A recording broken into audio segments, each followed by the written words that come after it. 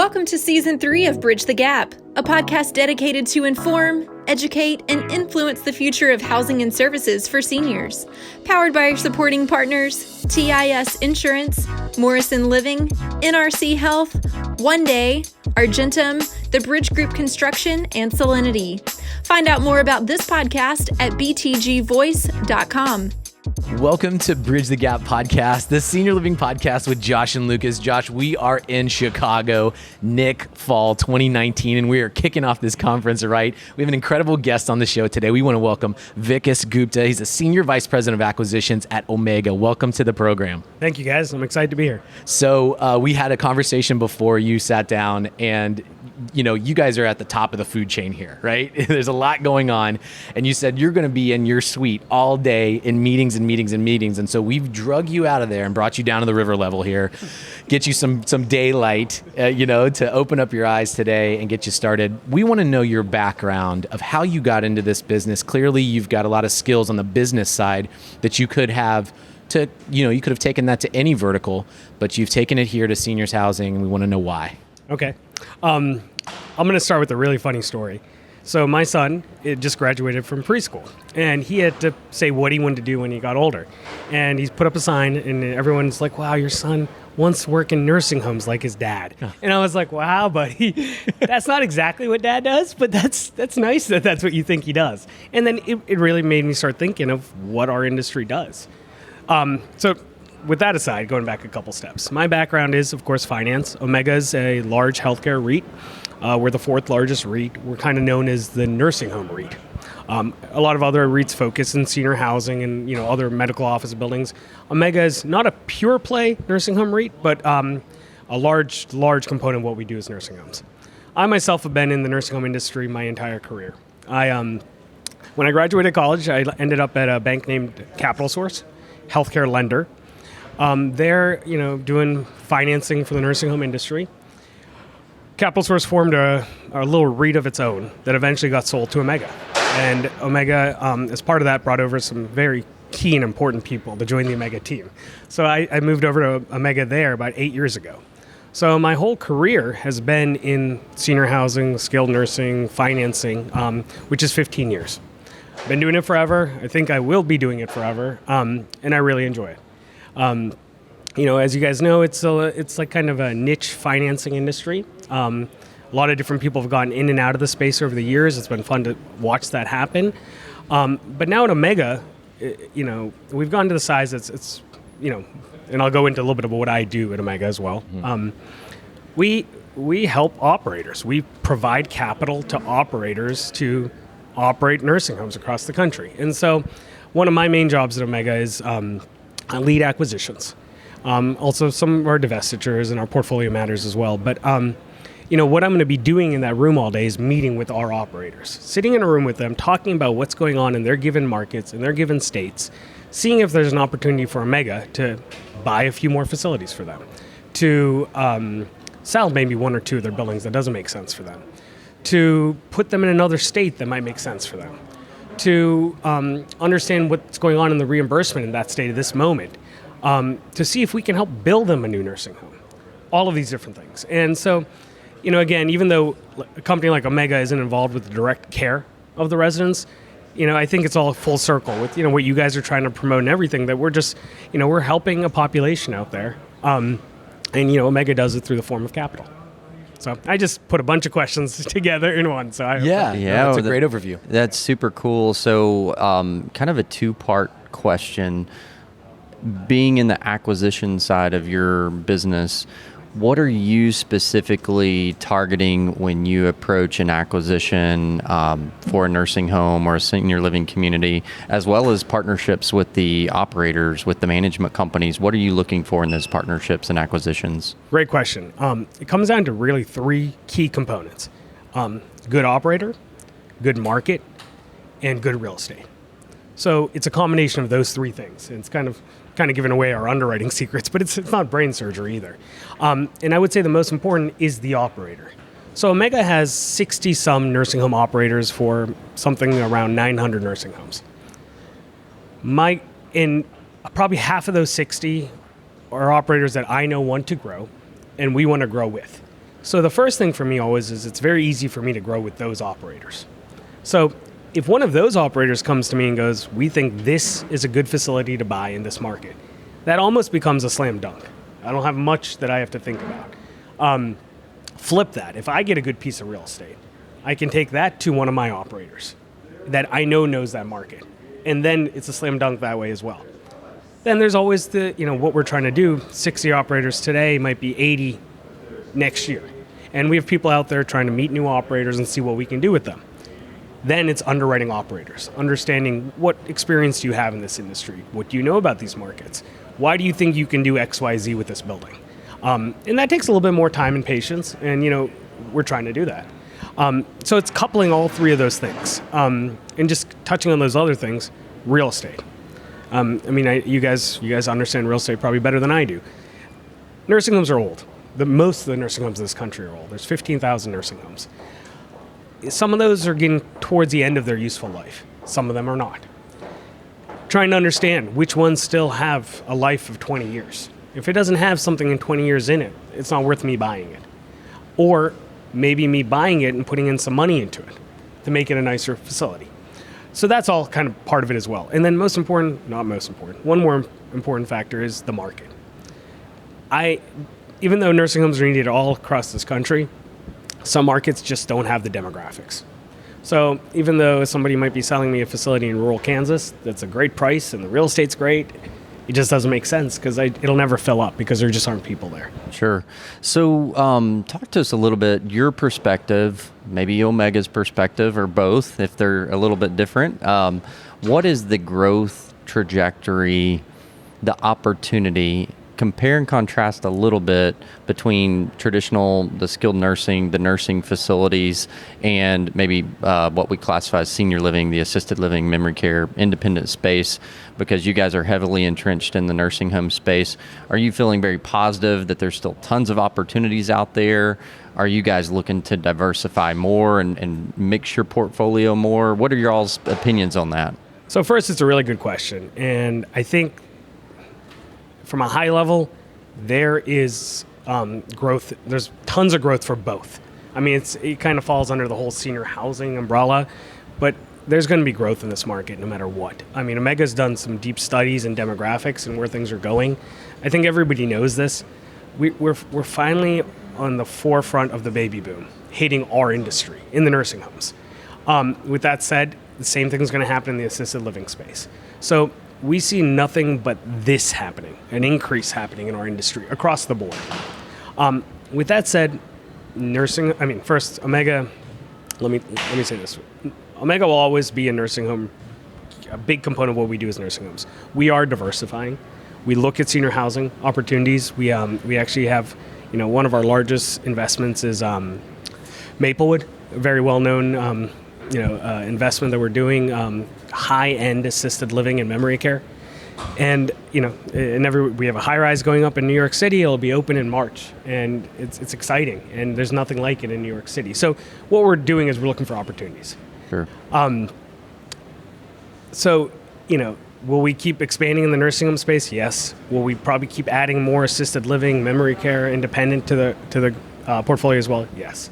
I just think the way things are, with the way we know nursing homes and we know the industry, I think just the largest component of what we do will continue to be nursing homes. So let's unpack a little bit for our operator audience. We've got a very diverse audience out there, but let's unpack from your perspective when you say good operator. I think we have ideas on that, but talk to us about, when you look at your portfolio, did you say 60 operators? About. What are some of the key characteristics that make up a great operator in today's growing complexity of market? I'll tell you what, for me, and again, you get into this little bit of a game because there's national operators that do a great job. And then there's regional operators. And I'll expand a little bit on the regional operators because I think that's a little bit more of what Omega's kind of gearing for nowadays. It makes a little bit more sense for us. Operators that know their given market. Maybe their size is around 50 buildings or so, and they're concentrated in 2 to 3 states at most because they just know those states inside out. You call them up, they know those cities. They know the reimbursement of those states well. They know they know people in the government well. They know, if you call them up and you tell them about a building, they know that building. And they'll be like, well, I've looked at that building a couple of years ago. I'm not interested. There's something about that makes a difference in the long run. Operators who can just know their markets inside and out. And that's one of the things that we find very strong. So Omega tends to focus on regional operators. With that said, we've done national deals before, and we probably will continue to do national deals. There's a couple public operators everybody knows that do a great job. Genesis, Ensign, great examples of operators who are spreading their footprints out. But with that said, some of the regional operators are the ones that have a capital need. So the marriage is pretty good between us and them. And then we just noticed that in the long run, it's so much easier to give an operator a facility in Pennsylvania if they are already an operator in Pennsylvania. So that is one of the best things we've done. And Omega's done a lot of things such as we'll take a large portfolio, we'll buy it, and then we'll split it up amongst various regional operators because we just go Pennsylvania for you, Florida for you, and Texas for you. Because we don't need that Pennsylvania guy down there in Texas. It doesn't work for them. It doesn't seem to work in the long run for anybody. That makes a lot of sense. We're hearing that. Another thing I'd like to ask your feedback on is we hear a lot of talk about the aging inventory in senior living, and I'm sure it's the same in nursing facilities. And there's a lot of talk around repositioning those for the next generation of senior housing. Construction costs continue to just skyrocket and things like that. Is there any interest? Do you see opportunity where that's going to be something that Omega is very interested in, focused on more of these repositioning assets and, partnering with the right operators that understand how to do that, maybe on the rebrand side, on the renovation side? It's a huge part of what we do. So Omega has its own construction development group, which offers opportunities for operators to, we can help you. We can, give you advice. We can put you in touch with GCs or developers. And then, of course, we're the financing component of it. So it all comes together. But to answer your question, yes. As I said earlier, there's 15,000 nursing homes in this country. They're old, for the most part. Buildings need money put into them, be it to totally redo them, to replace them, to add another wing on, to expand a therapy gym. And Omega is in 100% support of that. And that's, where our money can really help operators out. It's like, let's buy you that nursing home, all right, and let's expand the gym there because that makes sense. Or let's buy this home with the thoughts that 3 years from now we'll do a replacement facility because we know it's not going to work out. But it's a CON state, and the beds are valuable. So, yes, the answer is very much a yes. And again, it's part of like what I'll be doing upstairs, sitting in a room with operators and being like, this building isn't doing well. Why not? And they'll be like, well, the physical plant is old. And we'll be like, let's talk about that. What can we do with that physical plant? Now, I won't ever say that I'm a construction guru or anything like that. So that's why smarter guys like you guys deal with that stuff. But we'll say, go talk to somebody. And we'll put you in touch with somebody and let's find out what it'll cost. And you know what? Improving that physical plant is only going to improve the performance of that facility. I'll give you the prime example. Where does grandma who has, a broken hip want to go for rehab? She wants to go to the best looking nursing home near the hospital. Well, we don't have the best looking home by the hospital. Well, maybe we can't pick up that building, but let's see if we can get the best looking home. And let's do what we can to do that. And then, we'll work with the operator to figure it out. Yeah, I agree. And Lucas, you're on the forefront of that. That's what you do for day job, is repositioning these assets from the construction side. And it's amazing the opportunity, with this growing population at all the different opportunities there are for acquisition, for development, for repositioning. I'm sure you're seeing that in Texas. Well, I think that the industry, to your point, Vikas, is that a part of the podcast's mission is to change the perception of how people think about aging and senior living, i.e. skilled nursing. Mm-hmm. A lot of, if you were to poll people in the audience or just out here on the Riverwalk and you said, what do you think about senior living? They may think of that dark nursing home from the 70s. That's probably what they conjure in their mind. Right.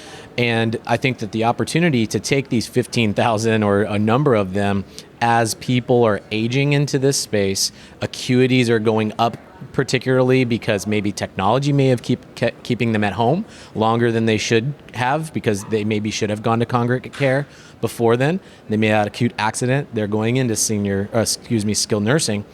The opportunity to transform those communities in America, I think, is a process that could also transform the way people think about the industry as a whole. I 100% agree with you. And you know what? Sometimes it's as simple as lighting up a hallway, changing the flooring, which we've done across our portfolio. It's sometimes taking those, well, these aren't even popular anymore. There used to be a concept of 4 beds in one room in nursing homes, decompressing those, making those semi-private rooms. And then, we keep using the 15,000 number for the fun of it. Omega has built 7 brand new buildings in Florida over the last 3 years. Beautiful buildings. You go into them, and it'd be like, it looks like just a beautiful building with a theater and all the hospitality things you're needing. But I think you're right. Unfortunately, if you ask the average person out there, they're still going to think of that dark, dungeony nursing home where you don't want to go. And, it's going to take some time, unfortunately. And I think we'll get there. But I think one thing that will help us get there is we have this big influx coming our way of people getting older. And I think in this process, what's going to happen, more and more people will be exposed to nursing homes. And I think at the same time, our operators and, REITs and other owners will start, putting more back into the buildings, which I think in time will just come. Everyone will see where this industry is going. Or the concept of what the inside of a nursing home will hopefully, when we're sitting here together 5-6 years from now, it will be completely different. Yeah. Well, I think another interesting thing to point out for our listeners that we have a growing audience of young people and middle-aged people that don't know anything about our industry, but what they think they know is maybe what your child said. It's the nursing home, and they have this image in their mind of what that is, and that the only career opportunity is working in there as like a caregiver or something. But you're living proof, a young guy, but yet tons of experience, been doing this 15 years, so you came in early, and you're very much a part of the space, but doing something in the financial realm. And so a lot of these college graduates, surprisingly, are finding our show. That's cool. And they're like, senior living, not heard of that, or didn't know it was that opportunity. So speak for just a minute to that college graduate or that high school student that's like, I don't know what I want to do. I want something with a lot of runway. I want something with a lot of opportunity. I want something that feels a little bit mission. What would be your advice to them on considering something in senior living? I would say it's, like I said earlier, it's like at least from my side, it's a niche in finance that not a lot of people do and, haven't had exposure to ever. Go work, listen to shows like this, see what's out there, go visit a nursing home, and just realize that there's so many players involved with this. They are those caregivers. There are people who probably own the bricks and sticks. There is some landowner involved with this. There is some company that developed this for them. There are now 120 people in here that are, 20 of them are here for rehab. The other 100 are here for a long-term basis. This might be the end of their life spot, whatever. But just realize what went into this, and there's so many different parts of that where you could get involved. Yeah. And you bring up a really cool point. We try to hire people at Omega sometimes, and I always go, well, I'd love to have someone with experience in this industry, and I can't find it. But you know what, though? We find people with just regular finance experience, or, I'm making this really simple, but really good at Excel. and we're like, let us tell you what we do. And, we're monitoring performance of operators. We're talking to operators. We're out there looking at real estate. We're out there, Omega does cool stuff, like we own care homes in the UK. We're doing, they come in the door, they learn about what we do. They come on, and, upstairs in that room with me today, I'll have 2 or 3 young guys who've been with Omega only 1 year, and they're just soaking it all up. Sure. And hopefully they'll be in this industry 15 years from now. Yeah. You know what I mean? It's very exciting. Yeah, it's very exciting. And you know what? They're the ones who are going to take it to the next level.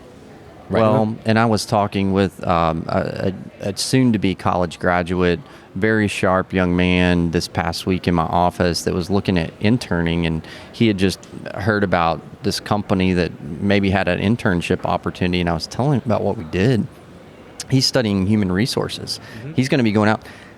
The college system, a major university system, had never exposed him to the opportunities in human resources in senior living. And I'm sitting here thinking, think of the labor force and the personnel that is required in these communities to manage these. That's a huge component, huge opportunity. So, Lucas and I have talked about this, that us, part of what we're doing is trying to educate and figure out how we get to these university systems. How do we get to these groups to educate them? Because the opportunity, even for human resources, is mind-blowing. It's unbelievable. I mean, one side story, just last summer, I think, I had a Wharton grad reach out to me and be like, I want to learn more about nursing homes. I go, well, there's different parts of this. He goes, I want to learn what's going on inside a nursing home. Called one of my operators up in California, and I go, this guy lives in your market. Can you tour him, or can you give him an internship? He interned there all summer. Ended up getting a job with the company, works there today. That's so cool. You know what I mean? Yeah. And I mean, smart guy, Wharton MBA. But and he's probably a very, very key component to the shop now. Yeah. That's incredible. Labor workforce, this is a topic that continues to resonate through the halls of this building, even though that this is a big capital and deal maker event. Labor is now at the forefront because everybody knows that if we can't get the right labor to come in and work in this industry, the capital will change, the operators will change, everything will change. And I think you cannot bifurcate the fact that there also needs to be a culture change. How do we attract these Wharton MBAs? How do we attract just good young people that can come in and work these jobs? And we have baked into the cake a missional approach that's different. Josh, you've mentioned this many, many times, that Chick-fil-A is so good on recruiting, but we're not selling chicken sandwiches. We are caring for the greatest generation and soon to be probably one of the largest demographic generations that we've seen in the boomers in the next 6 to 10 years. So we want to ring that message out there. And Vikas, it's been an incredible conversation with you.